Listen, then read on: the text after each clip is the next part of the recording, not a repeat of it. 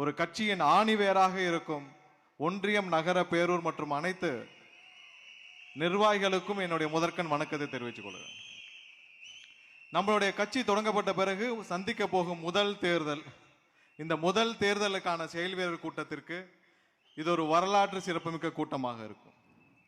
எப்படி 77 ஆட்சியை பிடிச்ச ஒரு வரலாற்று சிறப்புமிக்க ஒரு தருணம் அமைஞ்சதோ, அதே மாதிரி 26 ஆட்சியை மாற்றம் நடக்கப் போகிறது.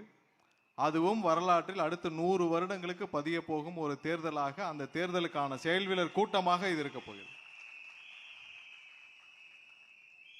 இந்த தயாரிப்பு பணிகள் கடந்த 4-5 மாதங்களாக நம்ம நடந்துட்டு வருது. இதில் 24,300 கிளைகளை வெற்றிகரமாக ரீஸ்ட்ரக்சரிங் பண்ண ஒரே கட்சி நம்மள தான் இருக்கும். கட்சியோடைய கிளை கழகத்தை பிரித்து ரீஸ்ட்ரக்சரிங் பண்ற பணிகள்ல மிகவும் கடினமான பணிகள்ல 3 மாதங்களில் வெற்றிகரமாக முடிச்ச ஒரே கட்சி நம்ம தான். கண்டிப்பாக தேர்தல் பணிக்காக நீங்கள் அனைவரும் செய்த பணி இந்த 2026 தேர்தலில் வெற்றிகரமாக எப்படி ரிஃப்ளெக்ட் ஆக போகுதுன்னு பாருங்க. ஒரு தேர்தலில் ரொம்ப முக்கியமான விஷயம் நம்ம மக்களை எப்படி சந்திக்க போறோன்றதுதான். நம்ம கட்சிக்கு இருக்கிறதுலே சுலபமான பணி அது ஒண்ணுதான். ஏன்னா நீங்க பல தேர்தல்களில் பார்த்துருப்பீங்க, ஒரு வேட்பாளர் போறதுக்கு முன்னாடி அதுக்கு 2 நாளைக்கு முன்னாடியே தயாரிப்பு பணிகள் நடந்துடும். இப்போ உங்களுடைய தெருவில் ஒரு வேட்பாளர் வர்றாருன்னா முதல்ல அந்த கட்சி திமுகவோ அதிமுக அந்த கட்சியை சேர்ந்தவர்கள் போய் நிற்பார்கள். அங்க இருக்கிற எல்லாரையும் தயார் பண்ணுவார்கள். எந்த வீட்லையும் வரவேற்பு இருக்காது. நீங்க அந்த வீட்டு ஓனர் கதவை திறந்துக்கிறதுக்கு முன்னாடி கோலம் போட்டு வச்சிருப்பாங்க. அங்க 2 பேர் நின்று அந்த வீட்டு ஓனருக்கு தெரியாம வரவேற்பு கொடுப்பார்கள். அனைத்தையும் ஒரு செட்டப்பாக, ஒரு நாடகமாக ஒவ்வொரு தெருவிலும் ஒரு வேட்பாளருக்கு வரவேற்பு தயாரிப்புகளையே ஒவ்வொரு கட்சியும் நாடகமாக செய்து வரும். இப்படிதான் இந்த தேர்தலில் இதுவரைக்கும் 20-30 ஆண்டுகளாக நம்ம எல்லாம் பார்த்துட்டு வரோம். ஆனால் நீங்கள் களத்திற்கு போறப்ப ஒவ்வொரு வீட்டிலும் உங்களை வாழ்த்தி வரவேற்பார்கள். மற்ற கட்சிக்கெல்லாம் எது கஷ்டமான பணியோ அது ரொம்ப சுலபமான பணியோ அது ஒன்றும் இல்லை, நம்மளுடைய தலைவர் ஒருத்தருக்காக மட்டும்தான். களத்தில் நின்று தேர்தலை நடத்த போறவர்கள் நீங்கள் மட்டும்தான்.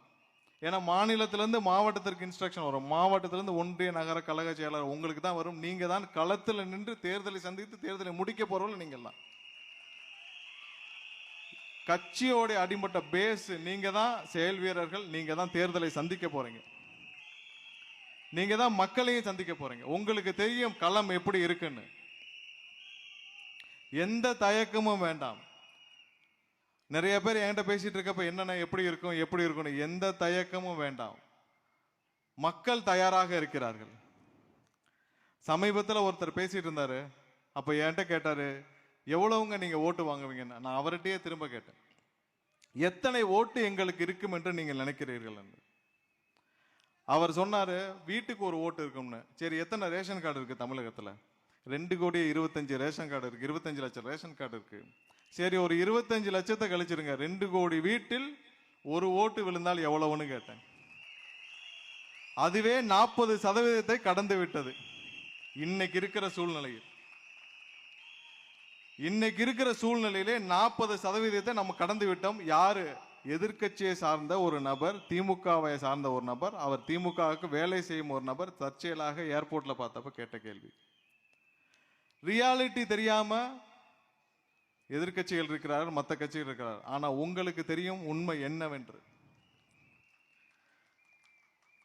ஒவ்வொரு வீட்டிலும் எவ்வளவு கஷ்டப்படுறாங்க, முக்கியமாக பெண்கள் கடந்து வர பாதைகள் ஒவ்வொரு வீட்டிலும் எவ்வளவு கஷ்டப்படுறாங்கன்னு உங்களுக்கு தெரியும். முக்கியமா ஒவ்வொரு இல்லத்திலும் முன்னாடிலாம் ஸ்கூல்ல பசங்க படிக்க போனாங்கன்னா படிச்சு முடிச்சுட்டு அவன் எப்ப காலேஜில் போவான், வேலையை முடிப்பான், அவனுக்கு எப்ப வேலைக்கு வாங்கி கொடுக்குன்னு இருப்பாங்க. ஆனால் இன்று 5வது மேல படிக்கிற பசங்களை பார்த்து பயப்படும் பெற்றோர். ஏனால் போதை பழக்கம்.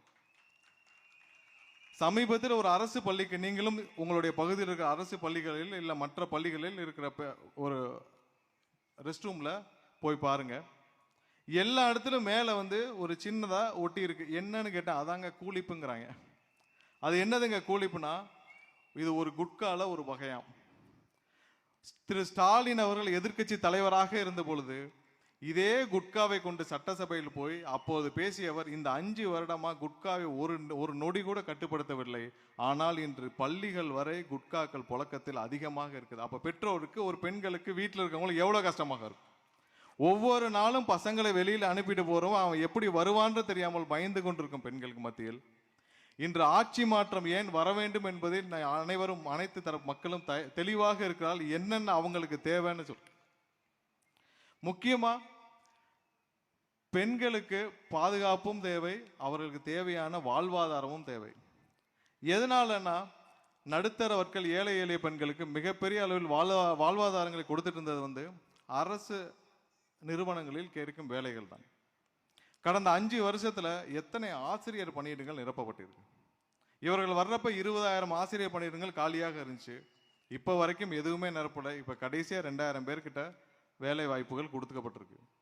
நம்ம இருந்த ஒரு 10 வருஷம் 15 வருஷத்துக்கு முன்னாடிலாம் பார்த்தீங்கன்னா வீட்டுக்கு ஒரு ஆசிரியராக இருப்பார், இல்லை என்றால் வேற ஏதாவது செவிலியர்களாக இருப்பால். பெண்களுக்கு அனைவருக்கும் ஏதாவது ஒரு வேலை அரசு வேலைகள் கொடுக்கப்பட்டிருக்கும். வேற என்ன வாழ்வாதாரங்கள், அவர்களுக்கு வாழ்வை மேம்படுத்த வேற என்ன வாழ்வாதாரங்கள் இருக்கும்?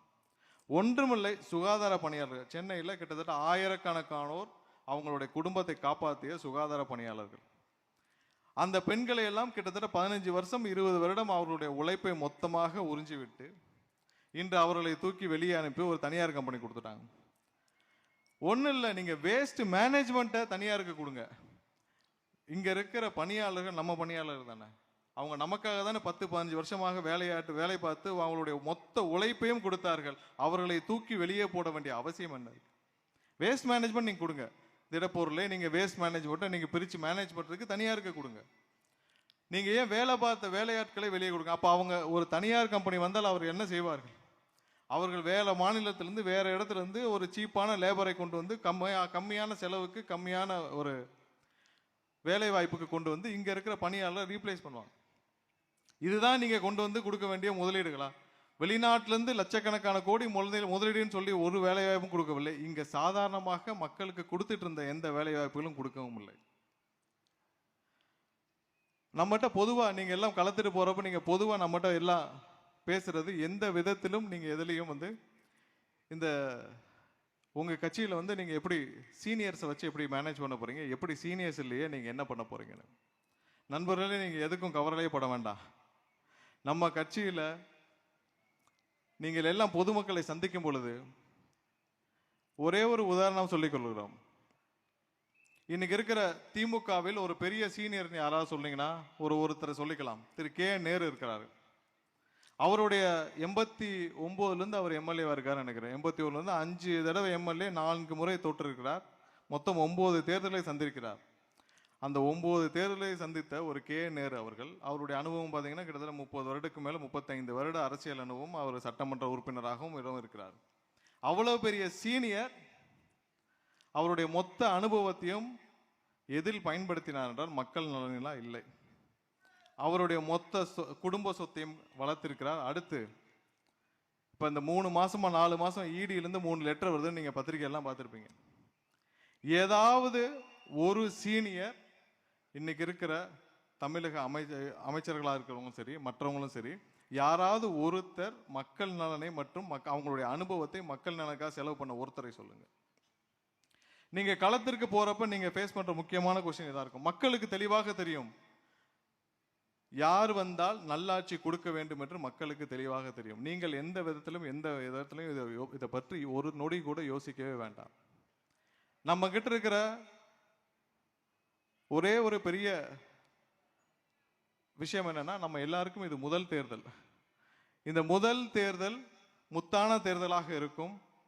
ஒரு நல்லவர் அரசியலுக்கு வர வேண்டும் என்பது நம்ம எல்லாருக்கும், ஒரு பொதுமக்கள் அனைவருக்கும் இந்த ஒரு 30 ஆண்டுகளாக எல்லாருக்கும் ஒரு தேவையான ஒன்றாக இருக்கிறது. கரூர் சம்பவத்தை எப்போ நம்மளுடைய தலைவர் தவித்த தவிப்பு நாங்கள் யாரும் அதை மறக்கவே முடியாது. ஒரு நல்லவர் அரசியலுக்கு வந்திருக்கிறார், ஒரு நல்லவர் கட்சியை ஆரம்பித்திருக்கிறார். அந்த நல்லவரை மக்கள் ஏற்றுக்கொண்டு விட்டார்கள். இந்த 26 தேர்தல் மட்டும்தான் காத்திருக்கிறது. நான் இப்போ சொன்ன மாதிரி 40% இல்லை, அதற்கு மேலும் நமக்கு வாக்குகள் அதிகமாக வரும். இந்த 2026 ஒரு அரசு இது இந்தியாவிற்கு ஒரு முன்னுதாரணமான ஒரு அரசாக அமையும். இந்தியாவிற்கே முன்னுதாரணமான ஒரு அரசாக அமையும். யாரை எந்த துறையில் உட்கார வைத்தால், எந்த துறையில் யார் அமைச்சராக இருந்தால் அந்த மக்களுக்கு அந்த துறைக்கு நல்லது செய்வார் என்பதை தலைவர் தேர்ந்தெடுப்பார். ஒவ்வொரு நாளும் எங்களை எப்படி மானிட்டர் பண்ணிட்டு இருக்கிறாரோ அதே மாதிரி ஒவ்வொரு துறையும் மானிட்டர் பண்ணுவார். 2026 மாற்றத்திற்கு மக்கள் தயாராகி விட்டார்கள். தைரியமா போய் வேலை செய்யுங்க. 2026 நம்மளான ஆட்சி. இந்த விசில் இப்போ இல்லை, கடைசி வரைக்கும் பறக்கும். வாழ்த்துக்கள். அனைவருக்கும் என்னுடைய நன்றி தெரிவித்து வாய்ப்புக்கு நன்றி கூறி விடைபெறுகிறேன். நன்றி, வணக்கம். நன்றி அண்ணா. உணவு நேரத்தை நெருங்கி